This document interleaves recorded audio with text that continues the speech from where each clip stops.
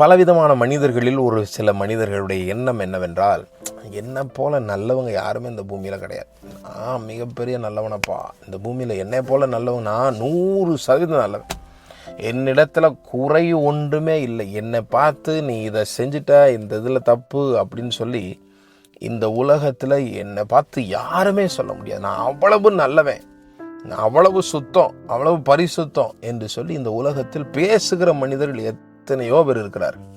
அதான் ஆண்டவர் சொன்னார், இயேசு கிறிஸ்து கூட சொன்னார் அல்லவா, தேவன் ஒருவரை தவிர நல்லவன் ஒருவனும் இல்லை என்று சொல்லி. ஆனால் இந்த மனிதர்களோ தங்களை ஏதோ பெரிய ஆள் போல் நினைத்து கொண்டு நான் நல்லவன் என்று சொல்லுகிறவர்கள் இருக்கிறார்கள். 1 தீமோத்தேயு 1:15 அப்போஸ்தலனாகிய பவுல் மிகப்பெரியதான ஒரு ஊழியத்தை செய்ததன் அப்போஸ்தலன், பல சபைகளை ஸ்தாபித்த அப்போஸ்தலன், நடந்தே போய் பல சபைகளை ஸ்தாபித்த அப்போஸ்தலன் சொல்லுகிறார், பாவிகளை ரட்சிக்கத்தான் கிறிஸ்து இயேசு உலகத்தில் வந்தார், அவர்களில் பிரதான பாவி நான். இந்த அறிவு, இந்த ஞானம், இந்த இருதயம் நமக்குள்ள வரணும்.